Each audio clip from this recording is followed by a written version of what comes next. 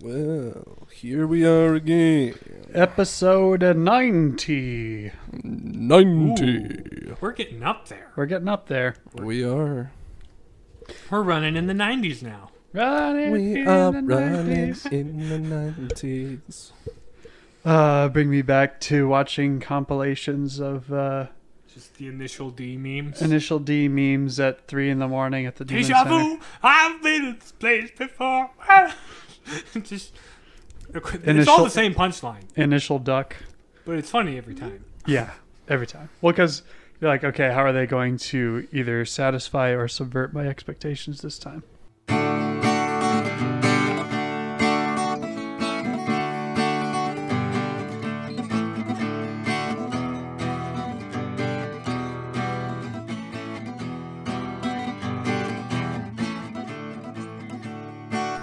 And also just those Eurobeat songs are just straight up fun to listen to.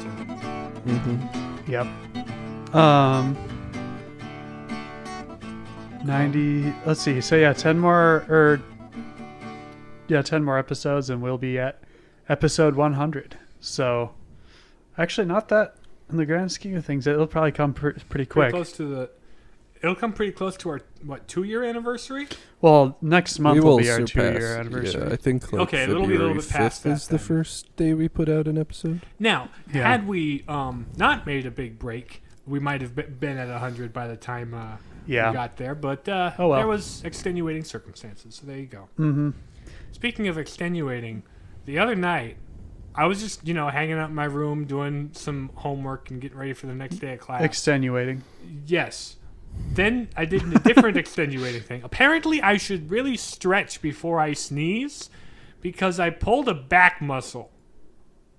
We're not that old. Let's just say that. Well, it must have been the way I was sitting or the way I twisted when I sneezed or just the general overall, still tenderness of that My part of my back. body from some body aches I had when I had COVID. But it's just like My back. I threw my back out sneezing, and then I had to go to work the next day and throw boxes around.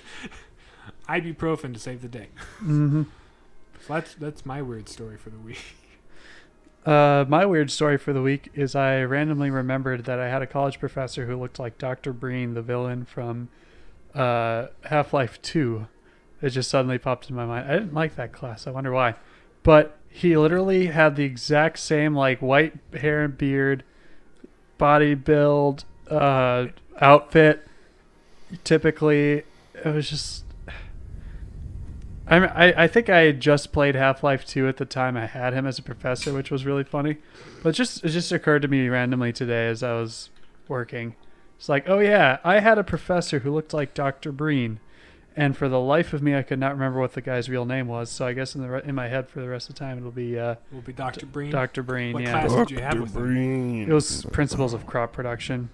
I see. It was he was kind of a rambler. There were multiple Random classes that I fell asleep at, and not on purpose. Granted, it was right away at 8 in the morning, and it was during the springtime. So for the first half of the semester, it was pretty cold, so they had the heat running, and James at that point did not get nearly enough sleep, and he just kind of droned about the farm he grew up on, almost every single class, even if it had nothing to do with I never knew what the lecture was about that day. When he brought in guest speakers, it was fascinating, and I learned a lot. The rest of the class, not so much. But that's my weird story for this week. How are things in a seminary land? There is COVID in the seminary land. Yeah. So, that Apparently- is causing not fun times here. Yeah. Both. There's James only and 2 my cases. siblings- They're isolated. We're taking precautions and Yeah, stuff, yeah. but it just puts a damper on things, Yeah. Yeah. Both James and my siblings who went to the same Search retreat, and they brought it back to our Respective parents. parents. And siblings that lived at home still. So that's not cool information, Yeah. but it's a thing. Prayers It's going appreciated. Absolutely. But yeah, so that was the thing. Let's see. It's just the time of year to get COVID, I feel like. I mean, it's winter, And that's when people usually It's just going flu and get around. sick. It's Everybody is at home with all their families for the holidays, and there's lots of cross spreading that way. So. And now, for whatever reason, Omicron popped up and is a super contagious variant, and it's all dumb. Anyway, enough about politics. Let's talk about Trump.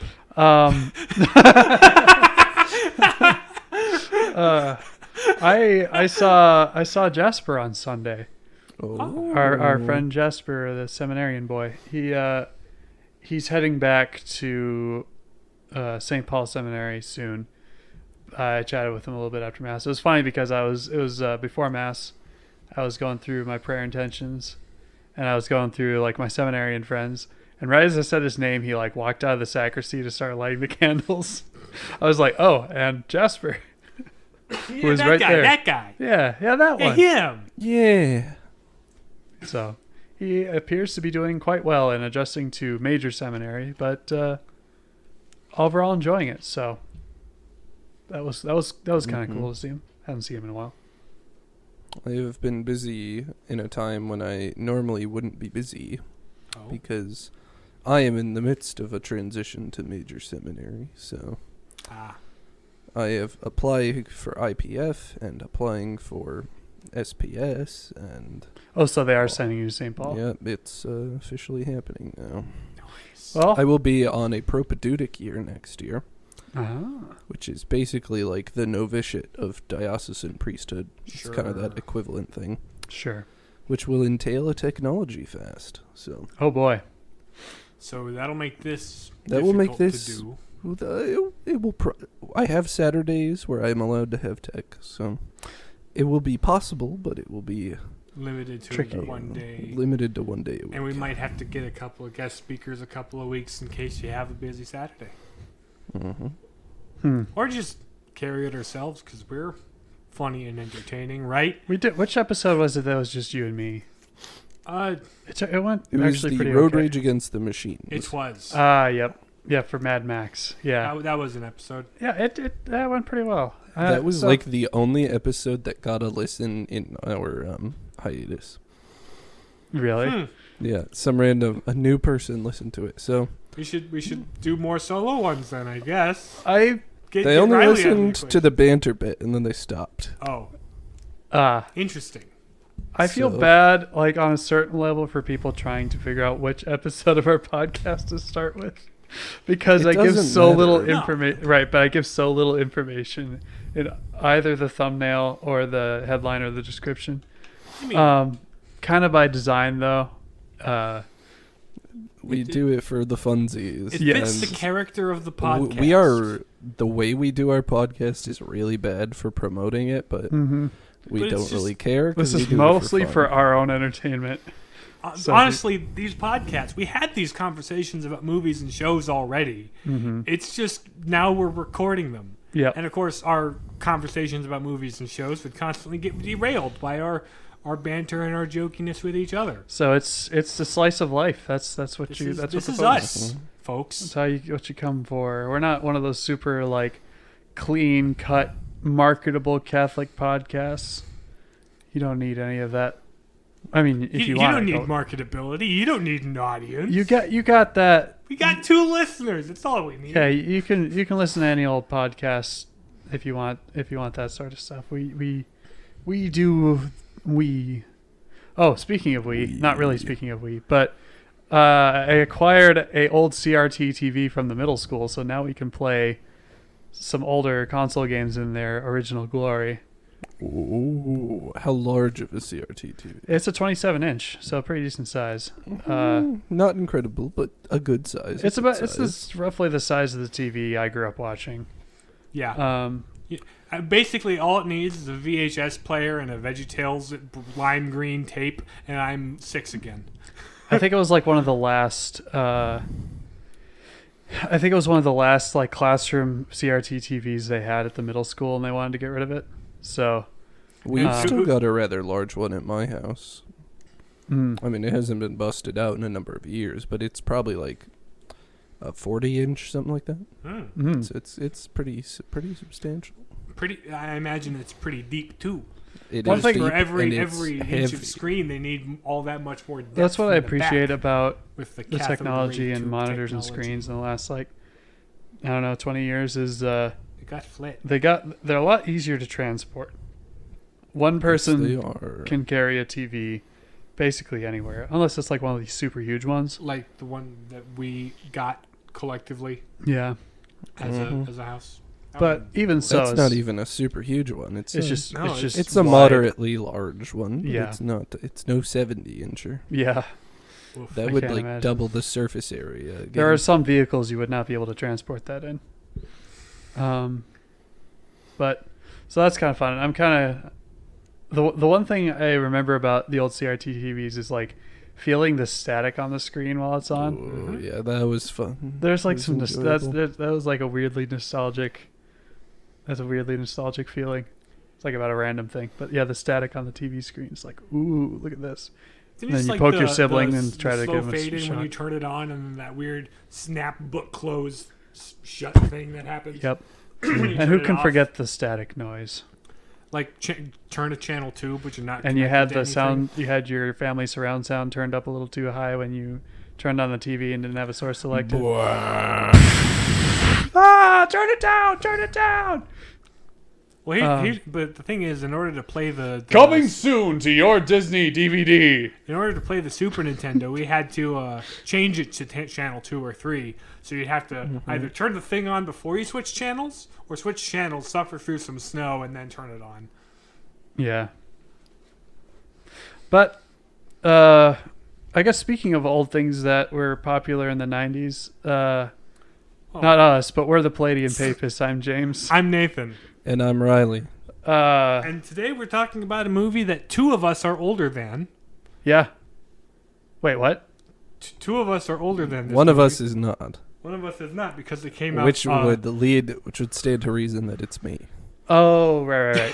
Yep. It came out middle of July in '97. Okay. We're talking about Princess Mononoke by Studio And we're getting Ghibli. philosophical. We're getting about philosophical about it.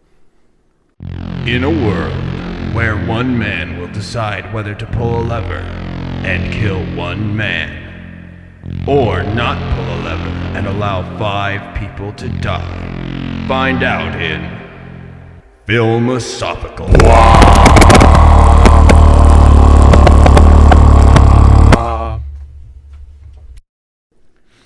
Is the anime ban up? I don't care. Anyway, we're just It's going a for it. Miyazaki. I It's feel a like those Miyazaki. don't count. Yeah, Yeah. I agree. Yeah. So, philosophical is where we get a little philosophical about films. Mm-hmm. So, like I said, this movie came out July 1997, and it's by Studio Ghibli, who are famous for. We've already done one movie, Yep, We've we did done Howl's Howl's- Moving Castle. Howl's Moving Castle. Like This one right was- after watching it, so if you want a raw reaction, go ahead and listen to that I think that episode. one was 2008 or something like that. So this is well before that. Mhm. Anyway, so the movie starts out in a small village in what is presumably like feudal Japan. It's a small village of just like, hunter-gatherer type of self-sustaining people. Anyway, there's a guy in a watchtower who's like, "Hey, there's a monster coming out of the woods," and so you get the prince of this little town named Ashitaka. He rides around on his deer and shoots arrows at the giant pig monster. During the scuffle, he gets attacked by one of the goopy tentacles coming off of this thing, and gets infected in the arm by it. But eventually, he takes down the monster. The goopy tentacles kind of clear away, and it's like, oh, this is a boar forest spirit who has been cursed. And they try and give him a proper send-off rites and burial stuff, and he's like, screw you, humans did this to me, I'm all angry and hate humans now, you can die for all I care. Then he disintegrates, and in the disintegrated pile of bones, they find a bullet. And it's like, oh, an iron bullet. This is where the spread came from. And now our Prince Ashitaka is all cursed in the arm. So That's he's not got cool. to exile himself from the village. So yeah, he's going to exile himself from the village, never come back, but also go follow where the boar came from to find out the source of the curse and find perhaps a way to break it. So he's riding along on his dear companion, and they on the road he comes across like some bandits stealing from people, and so he defends the people. But whenever he like fires his bow or attacks the bandits, the demon arm goes nuts and he gets super strong and like takes their arms clean off and stuff. So that's kind of concerning. Along the way, he meets a fella named Jigo. He is a kind of a monk of sorts, and he's just kind of traveling. He's like, oh, if you've got a curse, you should go to the forest and see the spirit of the forest, because he's he might just kill you, but he's also like a life kind of god creature thing. So either you'll die or he might find a way to heal you. You know, you never know. Take a chance. And he's like, well, all I've got is a chance, and forest sounds cool. So we skip to a different part of the world near the forest, where we have Lady Eboshi, I believe her name, yes. I just looked at it. Lady Eboshi and her people of Irontown running a caravan either back from a logging trip or some kind of trade deal or something like that. Just doing business the way that people who make iron do. When they are attacked by 2 white wolves and a mysterious rider woman on top of the wolves. And they're like, oh crap, it's the wolves and Princess Mononoke, better defend ourselves before we all die. So they try and fight them off with their guns. The wolves manage to kill some of the guys, and the guys manage to shoot one of the wolves, injuring it. And so they kind of retreat and leave some of the wounded and dead behind.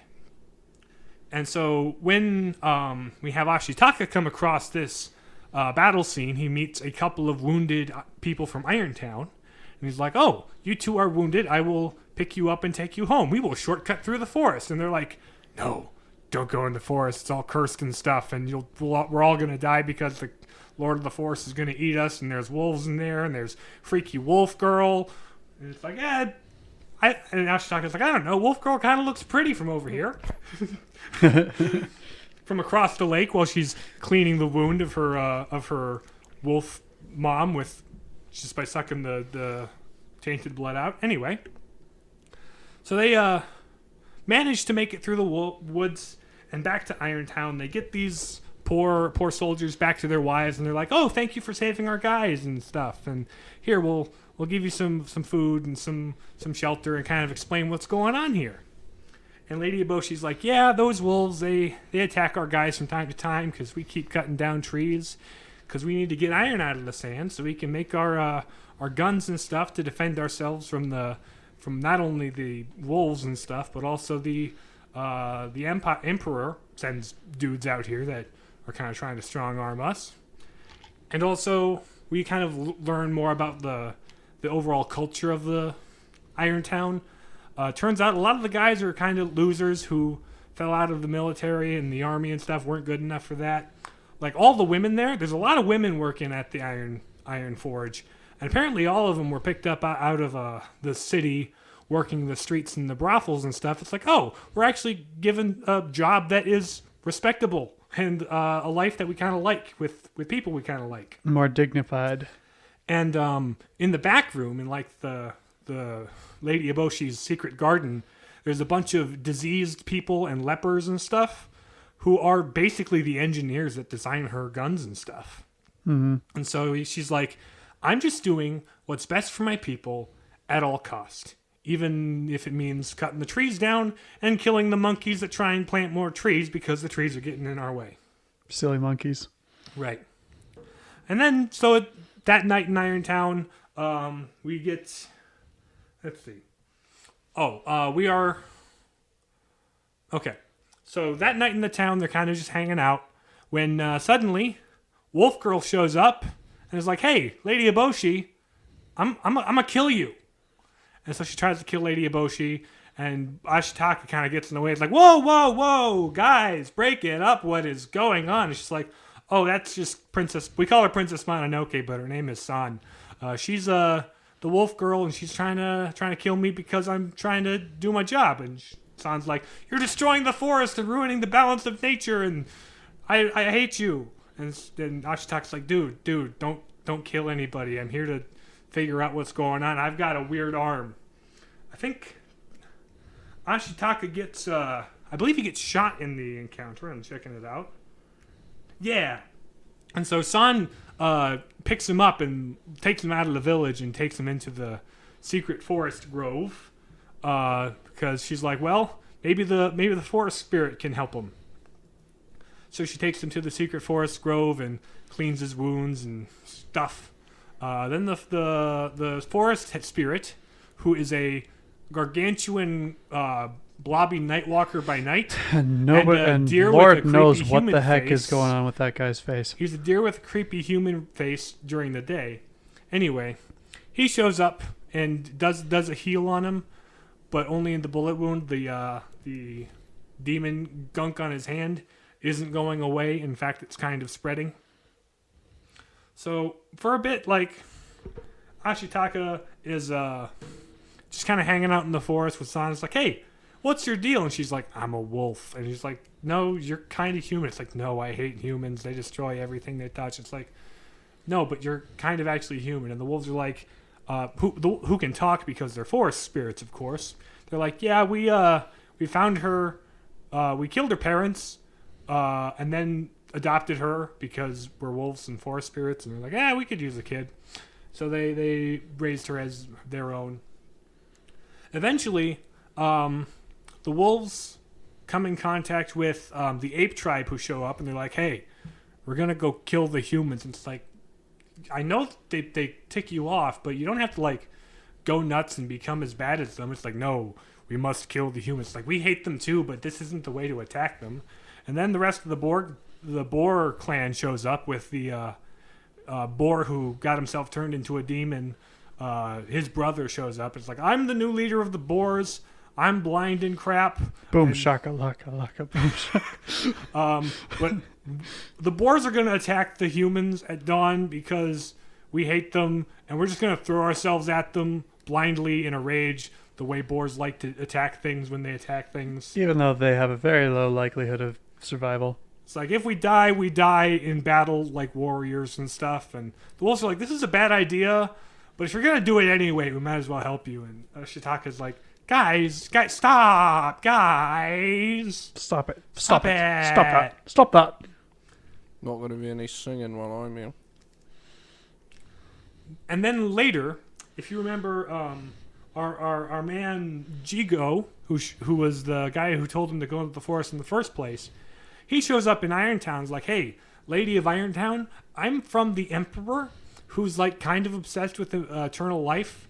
And apparently, if we chop the head off of the forest spirit, we can use the head of the forest spirit to grant him eternal life. That's kind of my mission here. And you want the forest spirit out of the way too, right? So you can do all your tree clearing and iron And collection humanism stuff. and all that. You know, stuff like that. So why don't we work together to do this thing? And so they go to war. Next day, the humans and the animals all clash, and it's this whole big thing. A lot of boars die, including the big one doesn't die yet. Then also a lot of humans die, and it's really generally not a good thing. Toward the end of the fight, Lady Eboshi and Jigo, I should say, have made their way into the forest like spirits clearing and are waiting for the forest spirit to show up. And at this point, the head boar guy, who's the blind the blind one, who was the brother of the demon boar at the beginning, he begins to take on the squiggly demonic traits himself, just from being so angry and being a forest spirit, because that's kind of what the rules of the universe in this movie, where if you're a spirit and you get all vengeful and angry, you become kind of a demon monster.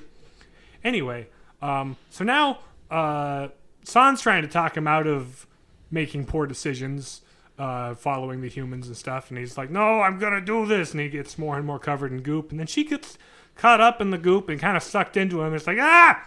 And and Ashitaka's like, oh, that's not cool at all. I'm going to dive in there and try and pull you out. And he kind of manages to. But then Lady Eboshi sees the spirit of the forest, uses a gun to blow his head off, and they collect it in a basket and stuff.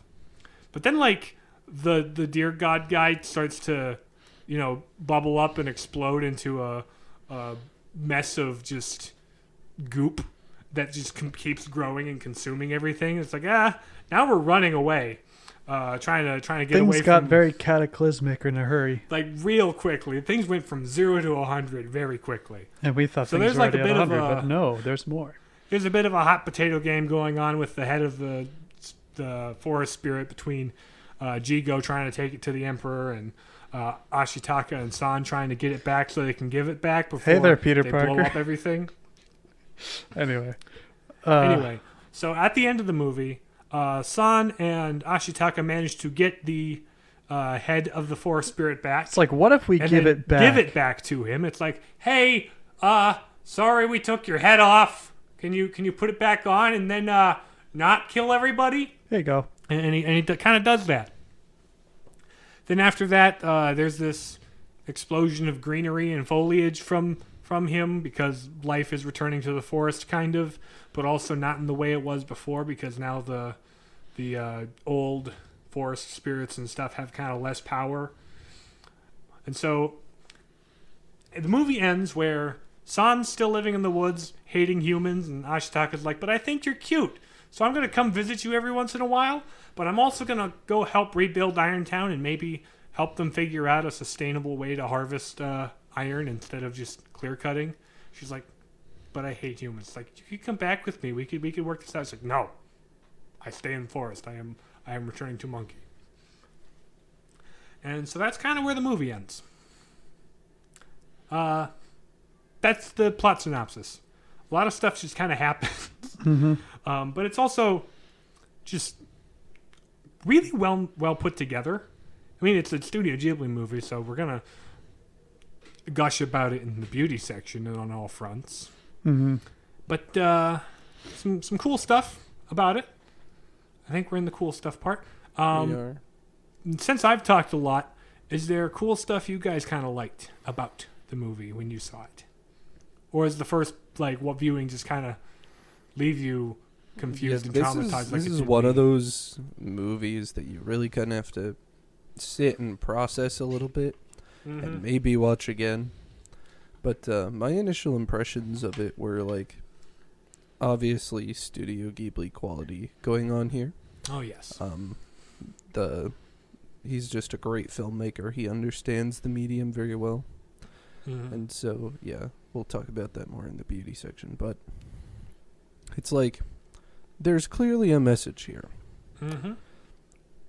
The precise nature of that message was not super clear to me on having finished the movie the first time. Mm-hmm. And as I thought about it, it's clearly there's something going on here about the relationship between nature and society and the mutual goods that those provide, but also the dangers of overemphasizing one or the other. Mm-hmm. I spent the majority of the first time watching it being like, what is happening? It is one that merits some just ruminating and maybe a second viewing. Honestly, I only began to pick out the major themes second time watching it now that I have context. I didn't have as easy of a time connecting with this one as I did for Howl's Moving Castle. Sure. It does have that kind of older 90s flavor to it. Yeah. Mm-hmm. And that stuff just kind of happens, and it doesn't really feel like a coherent narrative. Mm-hmm. Not all the time, no. But like you said, when you sort of sit and analyze it and chew on it a bit, it starts to become clearer, but it's still kind of difficult to parse out.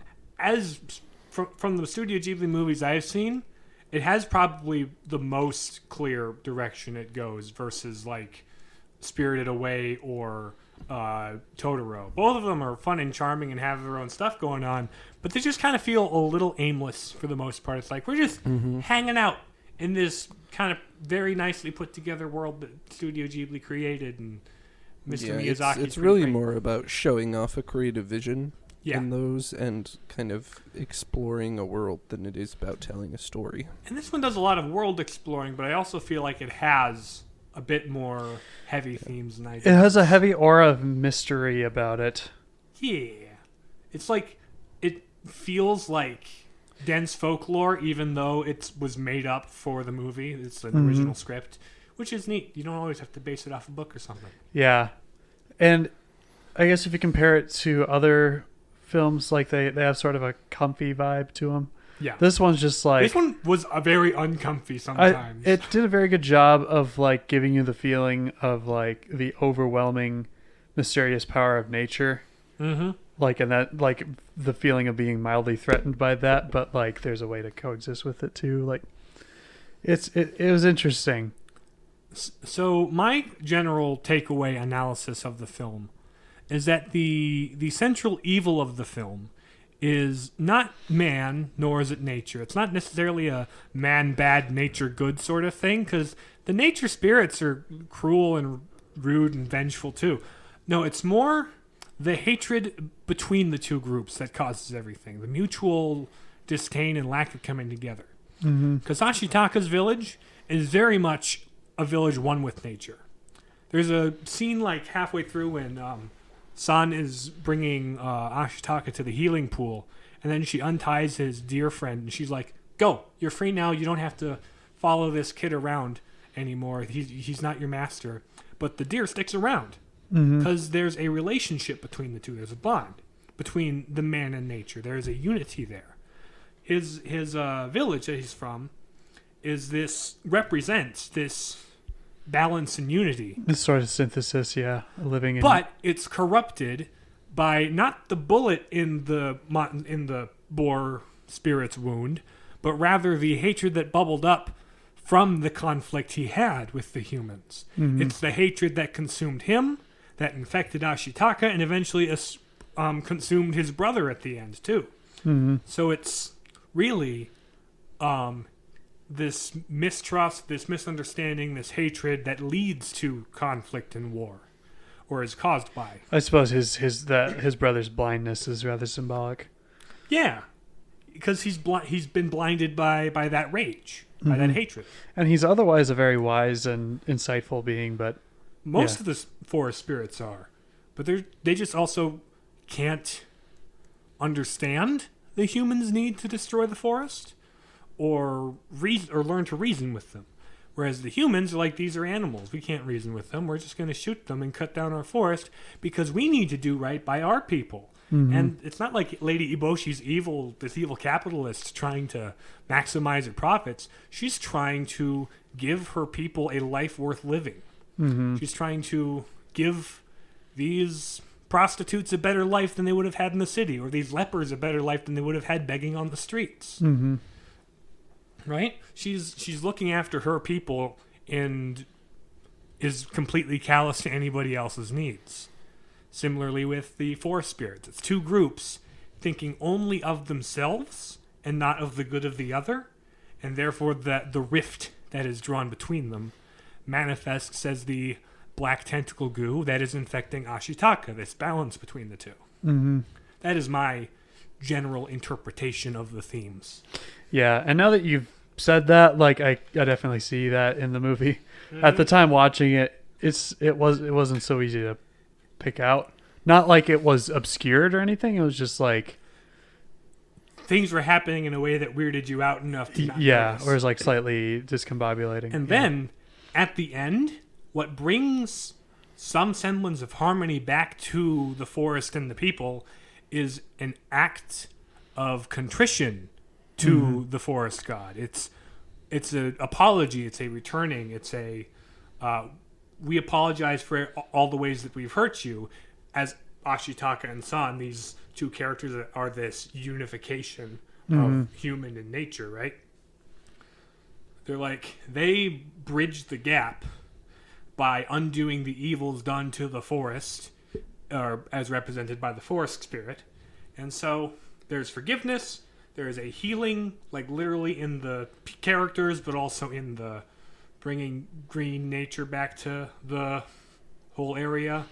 There's a rebuilding afterwards. Things are different now, but now maybe we can do better this time. Mm-hmm. So it's not like that. It's all better now. It's we can make it better now that we have this.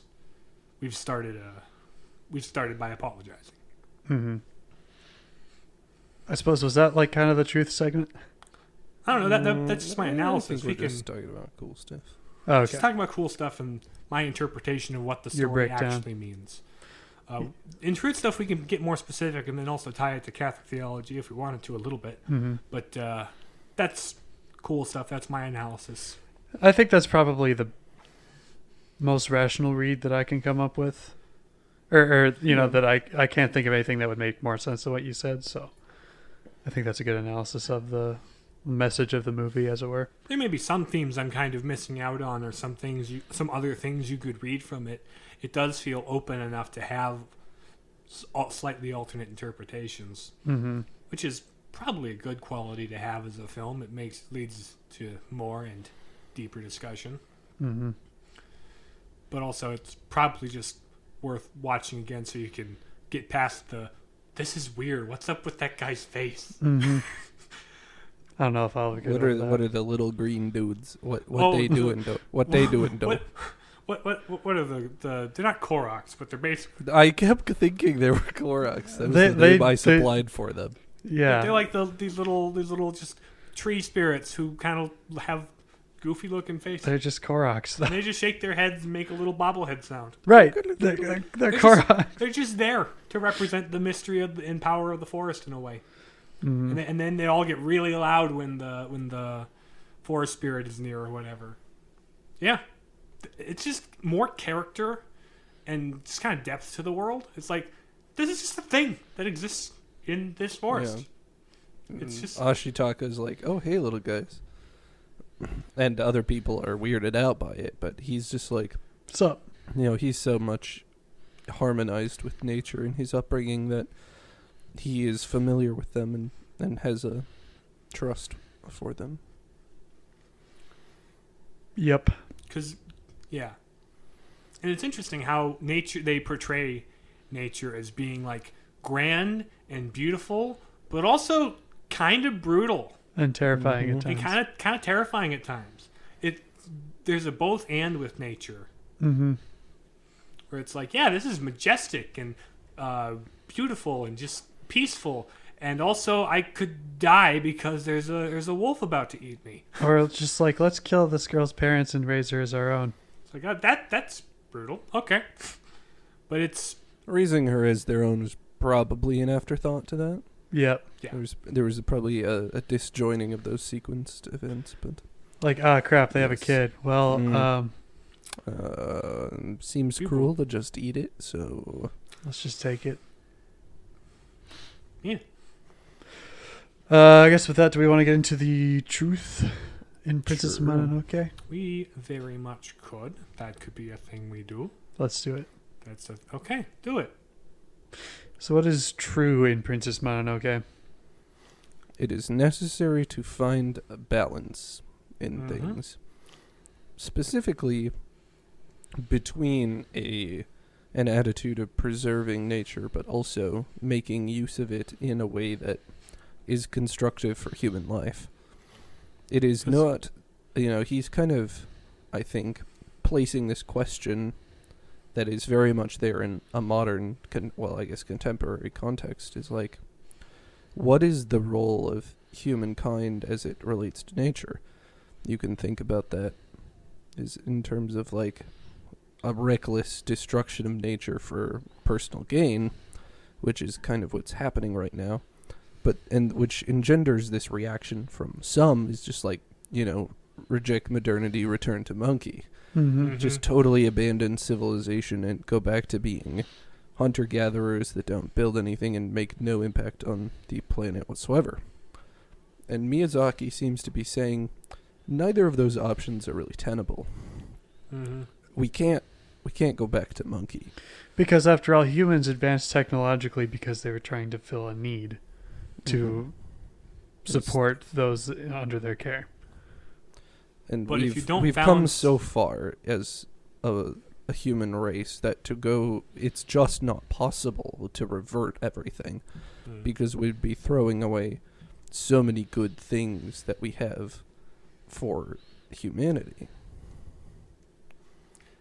And so that's kind of represented by Irontown and kind of the humanitarian things that are going on there. To throw away nature would be, to throw away industry and civilization would be to, lower the standard of living for human beings. So we have to find a balance between those two radical reactions. And more generally, it's finding balance between extreme radical views. Because the more an extreme and radical you get on one side or the other, the more just disdain and hatred is going to bubble up between them, and the rift is only going to get wider until somebody is the bigger man and apologizes and tries to bridge the gap, which won't happen the further into the conflict you get. It's about being that mediator and being a balance between two extremes, because any ideal taken to an extreme is a bad thing. Yeah, because the conflict isn't really framed in good and evil dichotomy, which is interesting. Yes. Because, with Eastern spirituality, balance is definitely a big thing, but there's emphasized like a sort of equal opposing forces. Yeah. But this is not taking that kind of approach. Mm-hmm. Mm-hmm. Where there's definitely a right way to achieve balance. But that doesn't mean by allowing some sort of evil to exist as like a counterweight, but rather like true goodness comes from synthesis between two extremes, and the essence of virtue. One of the key characteristics of virtue is that it rejects extremity. Yep, and much like was Ashitaka's village, you can live in harmony with nature and also harness its benefits for the benefit to make life better. So, and hopefully at the end of the film, that's what he teaches Irontown to do, and he continues to stand in the mediating role, right? Instead of absconding to the forest with his wolf waifu.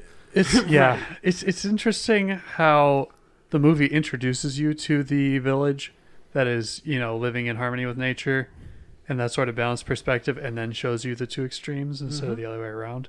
And the conflict, it starts with the conflict between them. It starts with the Irontown caravan getting attacked by wolves. It accentuates that conflict more, like introducing you to like the peaceful village and every time is disrupted.